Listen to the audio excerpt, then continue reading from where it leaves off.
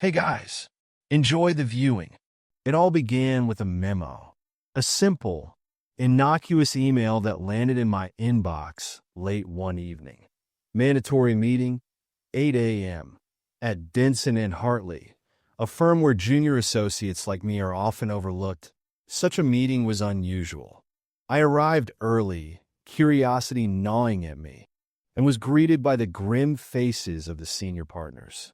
"Layla," began Mr. Hartley, the senior-most partner, "we've hit a delicate situation, and your discretion is paramount." His voice was calm, measured, and terrifyingly clinical. As he spoke, my heart raced, the sterile conference room suddenly feeling too small. They explained a client, Beaumont Holdings, was implicated in insider trading. The evidence was damning, and worst of all, I had unknowingly drafted the documents they used to cover their tracks. I stared at the folder they handed me, its contents unraveling a nightmare. They claimed I had to resign, quietly, to shield the firm's reputation. The words felt rehearsed, the smiles too tight. "It's for your own good," they assured me. Something didn't add up. I didn't resign. Instead, I crafted a convincing ruse. That evening, I sent a resignation email, packed my desk theatrically, and left the building with teary goodbyes. But I wasn't done. Late at night, I crept back into the office using my still-active keycard. I had 2 hours before the system flagged deactivated access. My goal: dig up the truth. The office was eerily quiet, the fluorescent lights buzzing faintly. I slipped into the archives, heart pounding as I sifted through digital records. Emails, transaction logs, contracts, it was all there. Beaumont wasn't the only guilty party. The firm had orchestrated it. They were neck deep in the scandal. Suddenly, the sound of footsteps echoed. I froze, my pulse racing. Someone was here. I killed the computer screen and slid into the shadows. The footsteps drew closer, pausing just outside the archive room. I could hear my breath, loud and ragged in the oppressive silence. "Layla." The voice was sharp, accusing. It was Julia, another associate. Her face was a mask of concern, but her eyes were calculating. She knew. She had been sent to confirm my betrayal. The following days were a blur of paranoia. My resignation had made me an outsider, a ghost wandering the edges of my own life. At home, strange things began happening. My internet would cut out abruptly. My phone battery drained suspiciously fast. Once, I spotted a black sedan parked across the street for hours. Then the threats began. An unsigned note slipped under my door read: "We know what you're doing. Stop, or we'll make you." The next day, a photo of my younger brother was delivered to my mailbox. He was leaving school, oblivious to the camera. The message was clear: back off, or they'd come after my family. I had underestimated them. It wasn't until a cryptic tip came from an anonymous email that I found hope. Public Trust Journal, 8 p.m. Come alone. I arrived at the dingy cafe, clutching my laptop, my every nerve on edge. A man in his 40s with kind eyes and a weathered demeanor introduced himself as Daniel, a whistleblower journalist. "They've done this before," he said, sliding me a USB drive. "Ruined careers, threatened families, even bought off investigations. But we can stop them." The USB contained not just the evidence I had collected, but files from other cases, far worse than I imagined. I had stumbled into a labyrinth of corporate crime. Daniel promised to release the story, but I had to disappear for my safety. As I write this, I'm somewhere far from New York, using a burner laptop in a nondescript motel. Daniel has gone dark, likely hiding too. Every sound outside my window sends my heart racing. I know they're looking for me, but I also know the truth is out there now, spreading like wildfire. And maybe, just maybe, that's enough to bring them down. Here's a rewritten story based on the original text. maintaining the core narrative while avoiding common AI phrases. The call came during a moment of professional limbo. My one-bedroom apartment felt more like a cage than a sanctuary, the city skyline blurring with my uncertain future. When the security detail offer arrived, double your rate, high-stakes client, I grabbed it without hesitation. Laura Kincaid wasn't what I expected. Fragile yet steeled. She carried the weight of a whistleblower about to torpedo Stratagen, a corporate monster masquerading as a legitimate business. Her sharp blue eyes never settled, constantly scanning for threats that seemed more real to her than the polished conference rooms where lawyers plotted our protection strategy. Protection became my entire world. Meticulously planned routes, swept rooms, constant vigilance. The first warning came with a listening device hidden beneath her coffee table. Amateur work, but a clear message. I upgraded everything. Locks, cameras, my own sleeping arrangements. I was no longer just a bodyguard. I was her lifeline. Threats escalated quickly.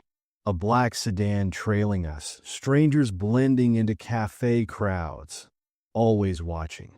Lara's confidence crumbled under the psychological warfare. My instincts screamed we were being hunted, not just watched. The folder changed everything. Slipped under my door one night. It contained my entire life mapped out in photographs. Every mundane moment, grocery shopping, coffee runs, private moments in my apartment, cataloged with surgical precision. This wasn't a warning. This was a declaration of war. I kept the folder's existence from Lara. She was already fracturing under the pressure. The real twist came during a late-night encounter with Callum, our senior agent. His presence outside Lara's door at 2 a.m. felt wrong. Routine check, he said, but his smile never reached his eyes. Something was fundamentally broken in this scenario. A second listening device, military grade, confirmed my suspicions. This wasn't about external threats. My own employer was orchestrating something sinister. I watched Callum carefully.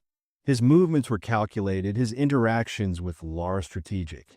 He was waiting, positioning himself for something dark. The night before her court appearance, I discovered the damning evidence. Ensure subject does not reach court. A cold, bureaucratic sentence that meant only one thing. They planned to silence Lara permanently. The confrontation happened in a flickering parking garage. "You're here to kill her," I said. Callum's laugh was ice. "Walk away. Take your paycheck." But walking away was never an option. I moved Lara to a safe house. The threats came, then silence, more terrifying than any words. When she testified, I watched from the shadows. Stratagen's legal team crumbled under the weight of her evidence.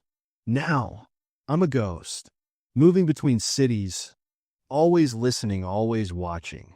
Callum's smile haunts me, but Lara survived. And in this dangerous game, survival is victory. Copy. The hospital never sleeps. At 2 a.m., the emergency department hums with a blend of controlled chaos and exhaustion. Patients drift in and out, their conditions ranging from mundane to life-threatening. I've worked enough shifts to navigate this haze, but tonight feels different. Something about the quiet between alarms, the sterile light bouncing off the linoleum floors, and the subdued murmurs of my colleagues sets my teeth on edge. It starts with a clipboard, dropped hastily at my station. It bears the name Victor Ramos, a gunshot victim brought in minutes earlier.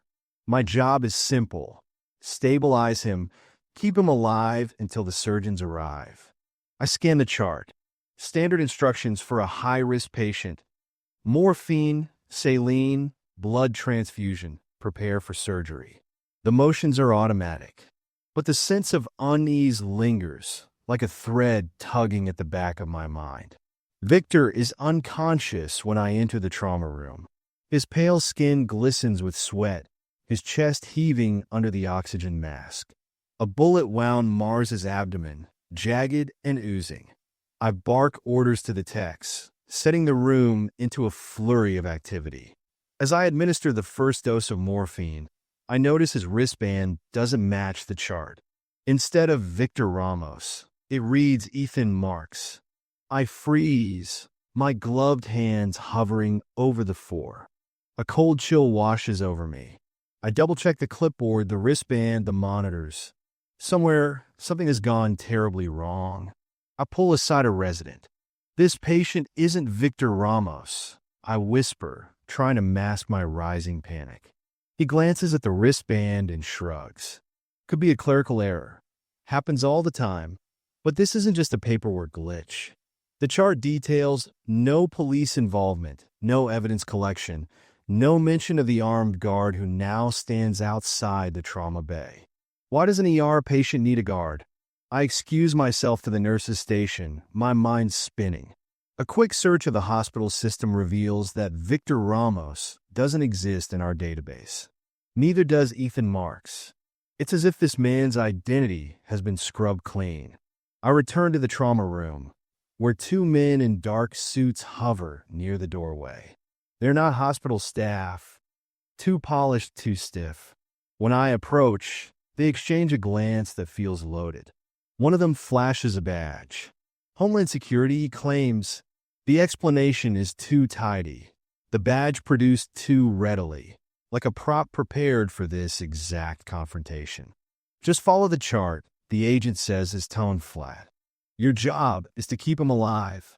The surgery prep proceeds mechanically, my team unaware of the tension coiling around us. I monitor Victor. Ethan, as the anesthesiologist administers sedation. His vitals are stable, but something about his pallor and rapid eye movements suggests he's not just unconscious. He's terrified. The guard steps into the room, muttering into his earpiece. The agent reappears moments later, his face grim. We're moving him, he announces. Doctor, you're done here. I step forward, my voice sharper than intended. He's not stable enough to move. Where are you taking him? The agent's jaw tightens. That's classified. They will Victor, or whoever he is, out of the trauma room, flanked by armed men. I stand frozen in the hallway, the clipboard clutched against my chest. A nurse approaches, confused. What's going on? I don't have an answer. Instead, I retrace my steps, poring over the chart, replaying every interaction. The more I analyze, the less it makes sense. His vitals had spiked at specific moments, when certain staff entered, when the guard spoke. Not fear. Recognition. He knew them. The night ends in a blur of questions and self-doubt. The following day, the incident isn't even a blip on the hospital's radar. No records, no discharge, no incident report. My colleagues dismiss it as another strange case in an endless parade of emergencies. But I can't let it go. Weeks later, I'm at a coffee shop, scrolling through headlines, when his face appears on my screen. Except now he's clean-shaven, wearing a suit, and identified as Victor Ramos, a whistleblower who vanished before testifying in a federal case. The article states he died in police custody under suspicious circumstances. I stare at the screen, ball rising in my throat. The man I tried to save wasn't a victim of circumstance. He was a pawn in a larger game, sacrificed for reasons I'll never understand. I can still see his face, pale and slick with sweat, his wide eyes silently pleading for help. And I can't shake the feeling that, by following orders, I signed his death warrant. Here's a rewritten version of the story, capturing the essence while avoiding common AI phrases. The cabin trip wasn't my idea. Rachel's sudden invitation after years of silence felt strange, but nostalgia pulled me back. 5 old friends, 1 weekend, 1,000 unspoken secrets. The moment I stepped into the clearing, something felt off. Weathered blended with dense forest, hiding more than just memories. Inside, forced laughter echoed through rooms thick with pine and unresolved tension. Kevin cracked jokes like we were still teenagers. Rachel's charm seemed practiced. Jenna stayed quiet, her eyes darting between us. Darren avoided my gaze completely. We were playing roles, each of us knowing our lines too well. Late that night, whispers woke me. Hushed voices from the living room carried fragments of a plan. "We stick to it," Rachel commanded. Kevin sounded panicked. "What if she remembers?" Darren's cold response sent chills down my spine. "Then we handle it." I pressed against the wall, heart racing. Someone entered my room, watching. Seconds stretched into eternity before the door closed. Morning brought forced normalcy. Rachel's pancakes came with a smile that never reached her eyes. "Sleep well?" she asked. The hiking trail felt like a choreographed performance. Each step, each conversation carefully constructed. Jenna hung back, her hands trembling with unspoken words. When we were alone, she grabbed my arm. "It wasn't supposed to happen like this," she whispered, tears forming. Fragments of memory surfaced.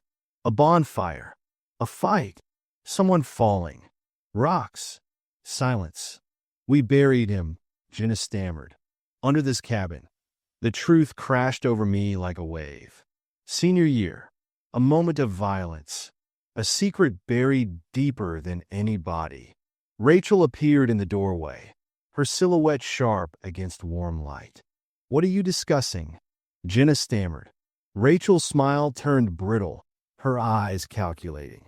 "That night I tried escaping. My car keys felt like my only lifeline. But Darren blocked my path, Kevin and Rachel emerging from shadows. Friends stick together," Rachel said, her voice a razor's edge. "No matter what." The woods seemed to close in, watching, waiting. I realized with crystal clarity there would be no leaving. Not now, not with what they knew. The cabin held its breath, another secret about to be buried. Elevator ride feels endless. The hum of its mechanics, the sterile glow of the overhead light, and the number display climbing higher and higher. It all feels wrong. When I reach the top floor, the doors open with a faint ding, revealing a space I never knew existed. "Welcome," my boss, Mr. Duval, says as he gestures for me to step out. The hallway stretches before me, unnervingly bare, with walls painted a dull gray. "You'll be leading a special project from here." Special project is all I've been told. I was plucked from my role as a mid-level manager, hinted a promotion that seemed too sudden, too convenient. But who says no to a promotion in this economy? The office space is eerily empty. Just a handful of desks arranged in a perfect grid, each equipped with a sleek laptop. A lone window spans the far wall, offering a dizzying view of the city below. It feels too quiet, even for this time of night. Duval's shoes click against the floor as he explains my responsibilities. I'm to review and approve reports, nothing more. "It's all automated," he says with a smile that doesn't reach his eyes. "Just follow the prompts, and you'll do great." I sit at the desk he points out, and the laptop screen flickers to life with a set of instructions. The first task appears simple: flag employees for performance review. The screen populates with a list of names, their positions, and brief summaries of their work. My job is to decide who stays and who goes. I hesitate, my stomach nodding. This is layoffs, isn't it? Duval tilts his head. "Think of it as streamlining. We trust your judgment." His tone leaves no room for argument. And before I can push further, he's gone, the elevator doors closing behind him with finality. Hours pass, and the names blur together. Every time I click flag, I feel a twinge of guilt. There's no context for these decisions, just numbers and statistics. I tell myself it's temporary, that I'll ask more questions tomorrow. But as the night deepens, I notice something strange. The reports aren't just about performance. They include personal details like medical histories and family circumstances. One name catches my eye: Daniel Langston, a single father of 3. His file mentions recent health issues. My cursor hovers over the flag button, but I can't bring myself to click it. Suddenly, the laptop emits a sharp beep. A message appears. All tasks must be completed. Non-compliance will be reported. I glance around the room, half expecting someone to step out of the shadows. The message feels like a threat, and for the first time, I notice the tiny camera embedded in the laptop's frame. I'm being watched. The next morning, I corner Duval in the cafeteria. "What exactly is this project?" I demand, keeping my voice low.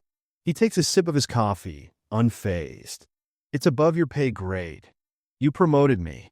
Doesn't that mean I should know?" He smiles, but there's a flicker of something colder in his eyes. "You're doing fine.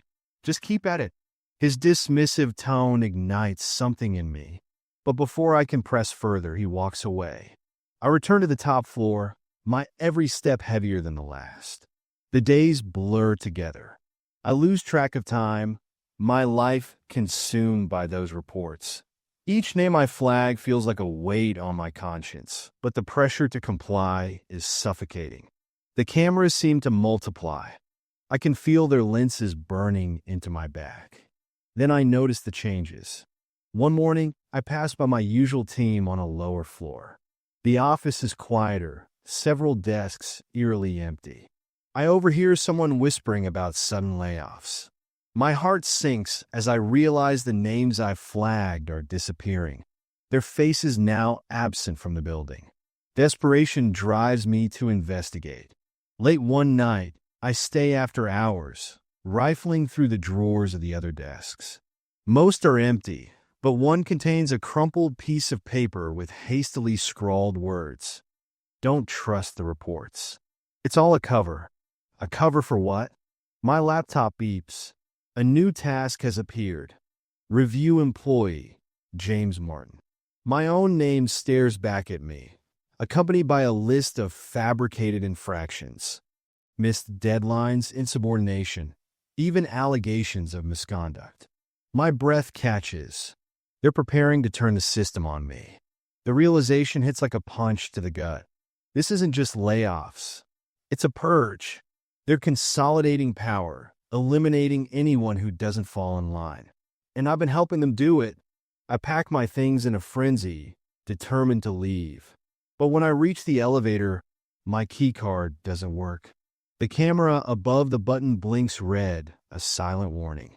Panic sets in as I sprint to the stairwell, only to find the door locked. The intercom crackles to life. "James!" Duval's voice echoes, calm and icy. "Where are you going?" There's still work to be done. The lights flicker, and the floor feels impossibly vast, the rows of desks stretching endlessly in every direction. The elevator dings, and I turn to see Duval stepping out, flanked by 2 security guards. "You're part of something bigger," he says, his smile as hollow as ever. "Don't ruin it now." As they close in, I realize there's no escape. I'm just another name in the system, waiting to be flagged. The park hummed with summer noise, children's laughter, parents' shouts, cicadas buzzing. Mason, my son, darted between playground equipment, his red shirt a beacon of joy. I stood nearby, half watching, half distracted by a text. Then he vanished. One moment he was climbing the slide, the next gone. The playground blurred into a chaotic landscape of moving colors. "Mason!" My voice shattered the afternoon's peace. Strangers joined the search. A woman found his shoe near the park's edge. My world tilted, ground shifting beneath me. Police arrived quickly, their questions precise, their eyes searching. "Any suspicious people? Could he have wandered?" "I was watching," I repeated. "I swear I was watching." Then a phone call came. A distorted voice. "You'll get him back tonight. Watch carefully." Silence followed. Hours crawled. At 9 p.m., the doorbell rang. Mason stood on the porch, pale, clutching an unfamiliar stuffed bear. I pulled him close, desperate for answers. He said nothing.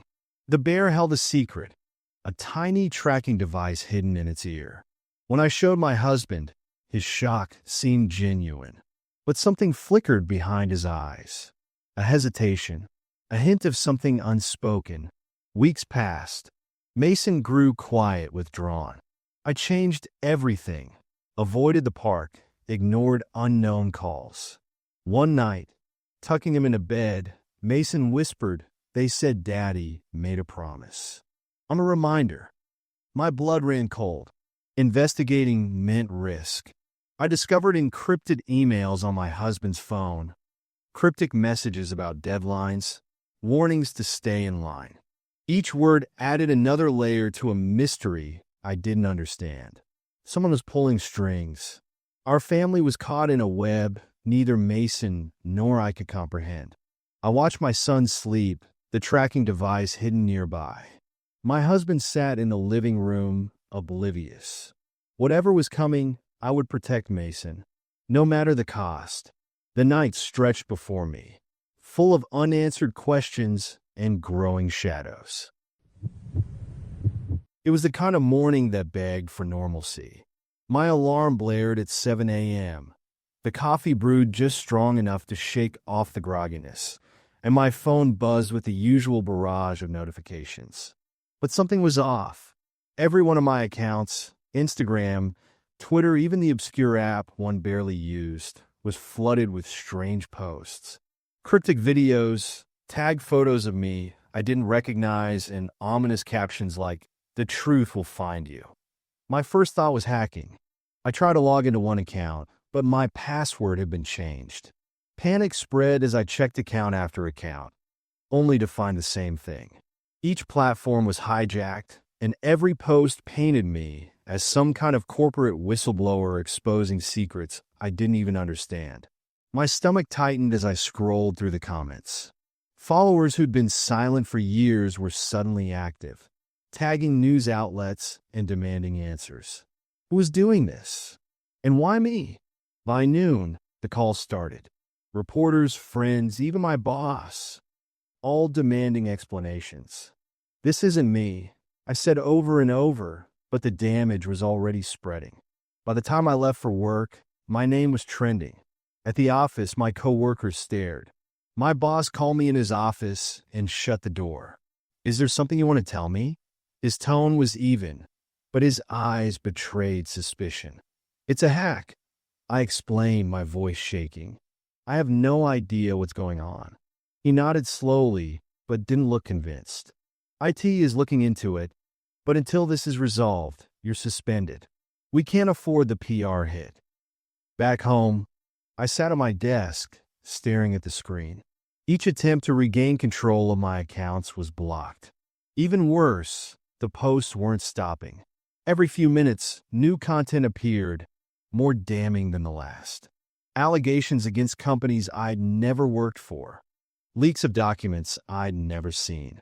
Then I noticed something chilling: the videos. They weren't just exposing random corporations, they featured me. Footage of me walking to work, sitting in coffee shops, even talking to coworkers. Whoever was behind this wasn't just hacking me. They were following me. I disconnected every device and logged off the internet entirely. But the silence wasn't comforting. It felt oppressive, like the walls themselves were closing in. Every creak of the floorboards made me jump. I drew the curtains and double-checked the locks. When my phone buzzed, I almost didn't answer. The caller ID was an unknown number, but desperation won out. "You've been chosen," a distorted voice said before I could speak. "Tell your truth, or we'll tell it for you." "Who is this?" My voice cracked. "Why are you doing this? You have two choices: fight or run." The line went dead. I stayed up all night, poring over every detail of my life that could have led to this. An old client with a grudge? A mistake buried in my past? But nothing fit. The posts kept coming, now more personal, photos of my family, captions that hinted at secrets I didn't even know I had. Then came the video that froze me in place. It was footage of me in my apartment, sitting at this very desk, from just minutes ago. The next day, I went to the police. They listened, their faces skeptical as I described the videos, the posts, the phone call. "Do you have proof these accounts aren't yours?" one officer asked, his tone bordering on dismissive. I showed them the posts, the hacked accounts, the footage. They promised to investigate, but their lack of urgency made my stomach churn. As I left the station, my phone buzzed again. A message from an unknown number. "The police won't help you. No one will." I needed to disappear. I ditched my phone, grabbed cash, and checked into a motel under a fake name. But the posts followed me. Somehow, they knew where I was, what I was doing. There was no escaping them. Late that night, there was a knock at my door. My heart raced as I peered through the peephole. A man in a suit stood there, holding a briefcase. "We need to talk," he said, his voice muffled through the door. I didn't answer. Instead, I backed away, clutching a lamp as a makeshift weapon. Moments later, a note slid under the door. "We're closer than you think." The next morning, I woke to find my motel room ransacked. My laptop was gone, my belongings scattered. But there on the mirror was a message scrawled in red. "Tell your truth." I don't know how this ends. I don't even know what they want. But every time I see my reflection, I wonder, what truth do they think I'm hiding? And worse, what if they're right? The surveillance job seemed perfect. A quiet government department, rows of monitors, simple instructions. Review footage, flag anomalies. Nothing complicated. Then came feed number 47, a suburban house that didn't belong. A family under constant, unexplained watch. The father precise in his morning routine. The mother tending her garden. 2 children, Emma and Lucas, playing innocently. Something felt wrong. My supervisor, Lawson, dismissed my questions. "Don't worry about it," she'd say, her tone brooking no argument. But I couldn't let it go. I traced the feed's origins. Encrypted pathways led nowhere, except one buried file. A chilling memo about a Phase 1. Stress test initiated. The family's routine began to fracture. Arguments erupted. The father paced nervously. The mother's movements grew restricted. Black vans appeared at odd hours. Men in suits visited, their smiles too calculated. I copied everything onto a flash drive. Footage, memos, encrypted files. Someone had to know the truth. When I visited their house, it was abandoned. Furniture gone. Lawn overgrown. A man in a pristine suit stopped me. "Leave. Now." The warning was clear. The next morning, my access badge stopped working. Lawson waited in the lobby with 2 suited men. "You're reassigned," she said coldly. "What happened to the family?" I demanded. Her eyes held nothing. "You don't want to know." But I did want to know. The children's faces haunted me. Emma's wide eyes, Lucas clutching his stuffed animal. Something sinister lurked beneath their surveillance. Nights became a blur of watching, wondering. Anonymous texts warned me to delete the files. My phone buzzed with cryptic messages. Someone was always watching. The family vanished into bureaucratic shadows. No traces, no explanaciones. Just memories of a suburban home under unexplained scrutiny. I kept searching. They couldn't hide everything. Somewhere, the truth waited. The promotion wasn't what I expected. I thought I'd finally made it. A quiet job reviewing surveillance footage in a government office that barely anyone knew existed. But from the moment I stepped into that dim, windowless room, something felt wrong. The walls were lined with monitors showing feeds from parks, city intersections, and busy streets. Then there was feed 47, a house tucked away in suburbia. It wasn't a storefront or public area, just an ordinary 2-story home with a driveway, a swing set, and warm lights glowing through the windows. The family inside seemed just as unremarkable. A father in his 40s, a mother gardening in the mornings, two kids playing tag in the yard. No one explained why this house was on our list. When I asked, my supervisor, Lawson, gave me the kind of look you give someone who's about to ask a question they shouldn't. "Focus on your assignments," she said, her tone like a deadbolt sliding into place. Feed 47 became impossible to ignore. Day after day, I saw the family live their lives in what looked like blissful ignorance. But every so often, cracks appeared. A loud argument between the parents in the kitchen. The father pacing at night, staring out the window. The kids sitting unusually still on the couch, their eyes fixed on nothing in particular. I couldn't look away. Why were we watching them? What were we looking for? No one else in the room paid attention to that screen, and every time I asked, I was stonewalled. Then one night, I stayed late. The building was empty except for the hum of the monitors. I logged into the system, my hands slick with sweat. Feed 47 didn't show up in the directory. It was buried, encrypted behind layers of protection. But I found one thing, a memo dated 3 years ago, labeled Phase 1, Observation.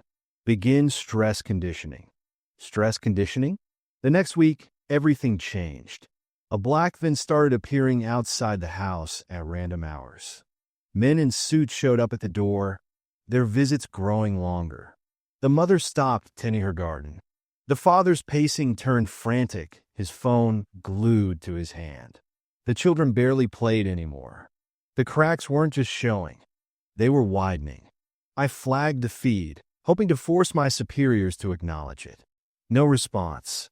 Days passed, and I decided I couldn't sit idly by. Late one evening, I drove to the address I'd memorized from the files. The house was eerily silent. No lights, no laughter from the kids. I knocked, waited. Nothing. Peering through the window, I saw an empty living room. The furniture was gone. The swing in the yard swayed slightly in the breeze. The family had vanished. "Looking for someone?" a voice said behind me. I turned to see a man in a suit, standing too close. His face was sharp, unreadable. One of the men from the van. No. I stammered, backing toward my car. "You should leave," he said, stepping forward. "Now." That night, my phone buzzed at 2 a.m. An unknown number. "Delete everything you've taken." I hadn't told anyone what I'd done. I hadn't shared the files I copied. My hands trembled as I stared at the message. They knew. The next day, my access badge didn't work. Lawson met me at the building entrance, flanked by two men who looked like shadows in human form. "You've been reassigned," she said coldly, already turning away. "What happened to the family?" I called after her. She paused, just long enough to turn her head slightly. "You don't want to know. The footage is gone, wiped clean after my reassignment. But I can't unsee the father's anxious pacing, the mother's blank stare, the kids' hollow eyes. I've started noticing black vans parked near my new apartment, and every time I step outside, the air feels heavier, like someone's watching. Maybe they are. The promotion landed like a sudden storm. One moment, I was buried in government paperwork. The next, I was watching a suburban family through camera 47. The house looked ordinary. Beige walls, green lawn, children's swing set. A father who left precisely at 7:30. A mother tending her garden. Two kids playing without a care. But something felt off. My supervisor, Lawson, shut down my questions with a single look. "Do your job," she'd say. Weeks passed. I watched their routine like a silent ghost. Then everything changed. The father returned home earlier, tension etched into his shoulders. Hushed arguments erupted. The kids stopped playing outside, huddled together with a tablet. The mother's movements grew restricted, nervous. Late one night, I discovered a hidden memo, subject Family 47. Initiate phase 2, stress evaluation. Stress evaluation? On an unsuspecting family? Black SUVs began parking outside their home. Men in dark suits visited, their conversations tense and guarded. Then suddenly, silence. No movement. No life. I couldn't let it go. I drove to the house. Overgrown lawn. Empty rooms. No trace of the family that had occupied my every waking thought. A man in a suit materialized in the driveway.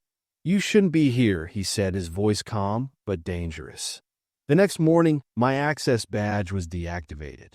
Lawson waited, her expression unreadable. "Reassigned," she stated. "What happened to the family?" I demanded. Her silence spoke volumes. Don't forget to subscribe. You are the best. Goodbye.